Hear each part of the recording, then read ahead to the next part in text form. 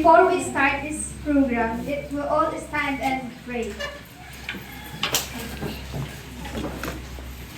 In the name of the Father, of the Son, of the Holy Spirit, Amen. Panginoong Hesus, sa mga oras na ito, pagngalayan mo nawa ang aming mga puso't isipan na naway magkaroon ng katahimikan at kaayusan ang programa nito. Gabayan niyo nawa kami sa mga oras na ito, kaligtasan at presensya niyo nawa ang aming maranasan. Gabayan niyo po kami na magkaroon ng malawak na kaisipan. Pag-ibig niyo po nawa ang maghari sa aming mga puso't isipan, mula sa simula hanggang sa matapos ang aming programa. Sa pangalan ng iyong bugtong na anak na si Jesus Cristo. Amen. In the name of the Father, the Son, and the Holy Spirit. Amen.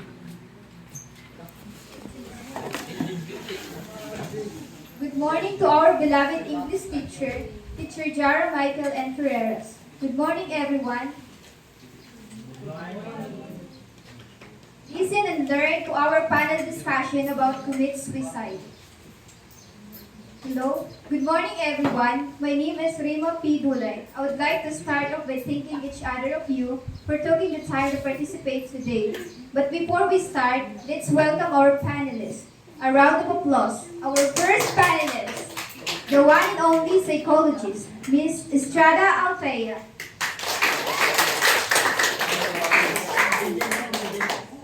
The next, the beautiful teacher, Ms. Flangiano Vanessa. Wow!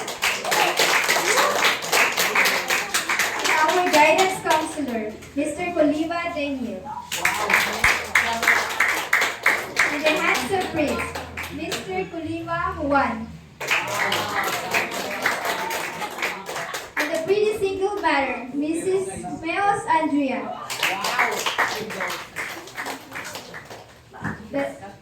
And Mr. Christian Macayayo.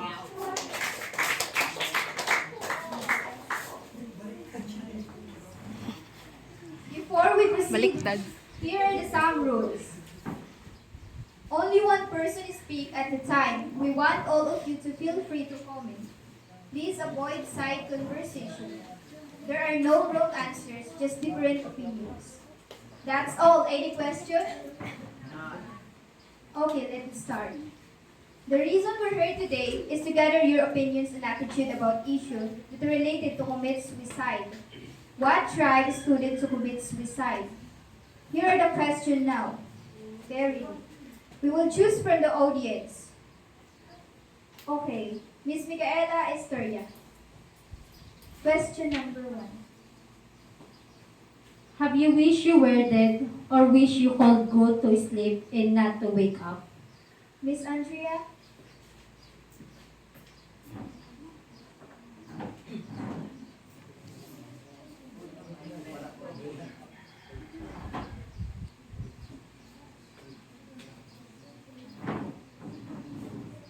Yes, because sometimes as a single mother, I wish that too, because of stress, problems, and of course about love.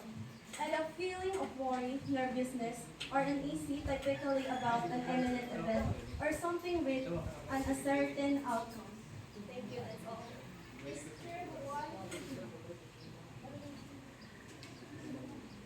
No, because suicide is a big mistake. And according to the Ten Commandments, don't kill. If you did suicide, you didn't pass the problems, and it will deteriorate if you have problems. Believe that you will pass and always pray to the Almighty God.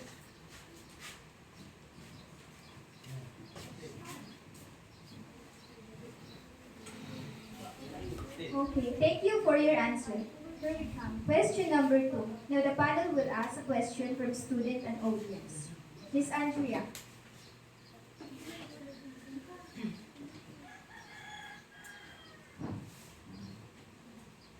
Here is the question.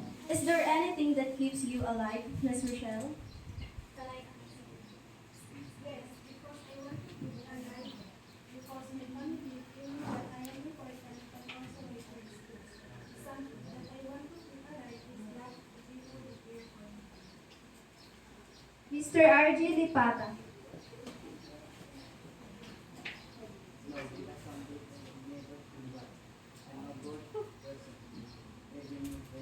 What we are doing, what we are. A round of applause, please.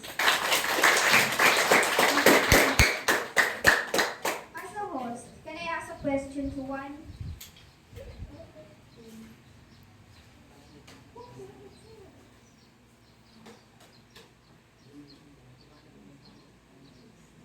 What should you do if someone tells you they are thinking about suicide? What do you think, Miss Psychologist? Miss Althea Estrada. Based on my work, I will comfort him or her, and I will give some advice. It may not change their decision, but at least they will feel they are not alone. And always think positive, always pray. Be with him because he have a plan for us. Believe him because he loves you so much. If you try to cry, there's nothing wrong with crying. Let your emotion out because crying is good for souls all. A round of applause, please. Why do men complete suicide more often than women do? Mr. Daniel Colima.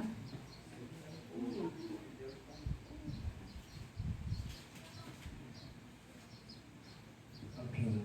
Yes, because based on my research, more than 4 times as many men as women die by suicide, but men 3 times often during their lives than do men. Thank you. Miss Vanessa Planjani.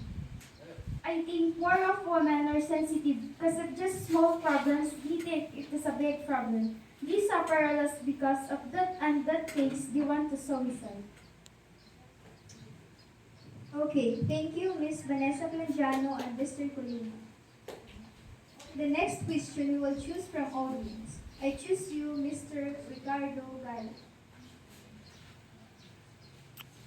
I have a question for Mr. Christian. Yes. Here's the question. Why do you people attempt suicide?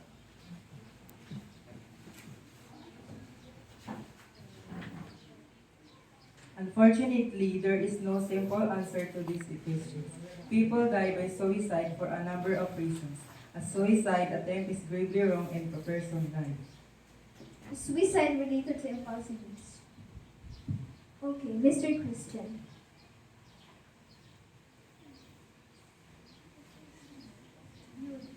Mr. Huge here. Impulsiveness has been linked with aggressive and violent behaviors. Okay, Miss Jasmine Crystal. However, impulsiveness with aggression or violence within has also been found to contribute to risk for suicide. Miss Althea Estrada. I disagree to Jam because impulsivity is not a strong risk factor for suicide itself. Okay, thank you for your amazing answer. Now the panel will ask the student, Mr. Daniel will ask you student.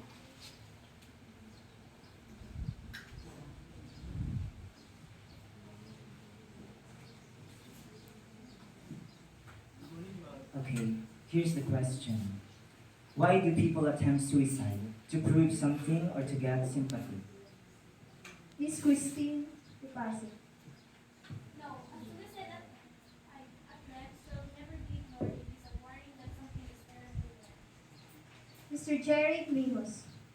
Most people who attempt suicide are not 100% certain they want to die. They just feel pain and they suffer. Okay, thank you. Another panel will ask two audience and student. Mr. Juan Culima. Why don't people talk about mental illness like depression, bipolar disorder, and suicide? Miss Akani Ayon. Lack of understanding are the main reason of mental illness and suicide. Thank you. Miss Angel Flores. People are slowly changing and becoming more aware of the nature of mental illness. Okay, thank you for your answer. We will apply it to ourselves and we will choose from student to ask a panelist. Mr. Arjun Gurgunya.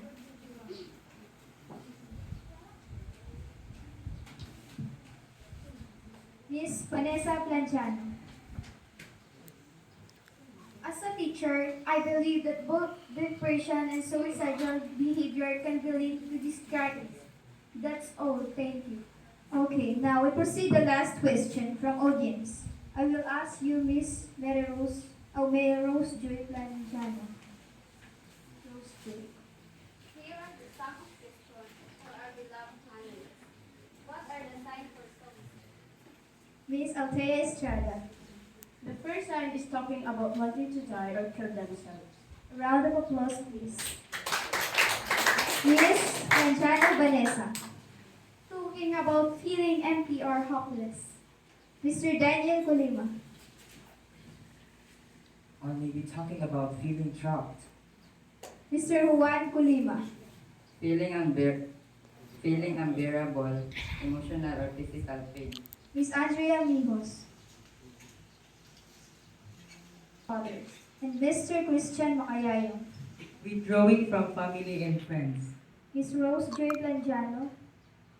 Thank you, our panelists, for that sign. We will remember that thank you. I think there's no one to add questions. We will now move to closing remarks. Miss Althea Estrada.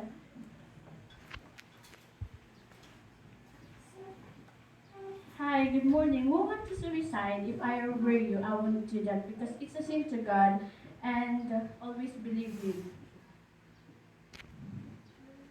You have so many reasons to stay in this world. You have your family, you have your friends, and of course, you have God.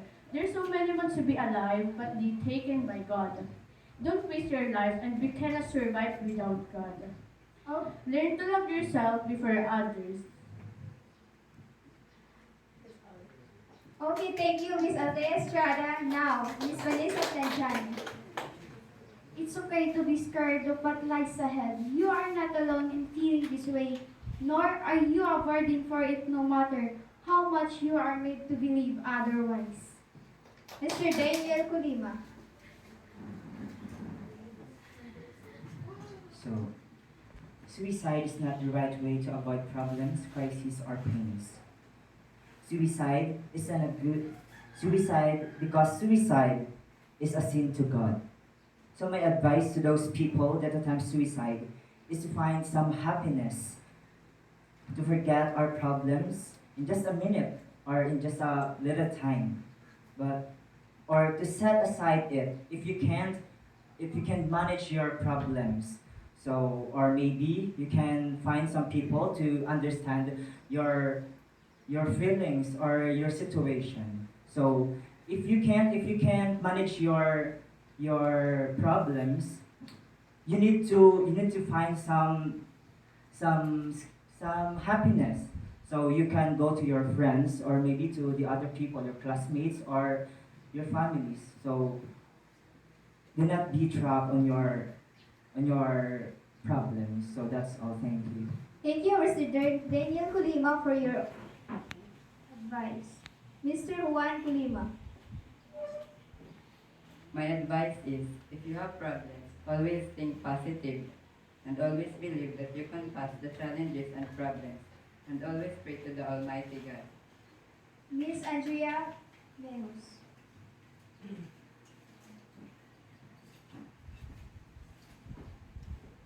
Hello everyone, this is my advice.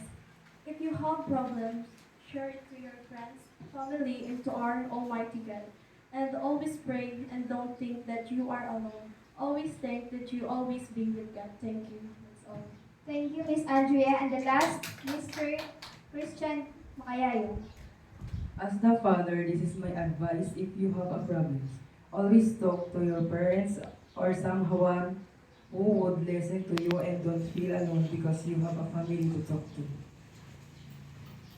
Thank you for coming today and talking about these issues. Your comments have given a lots of different ways to see these issues. Thank you for your time.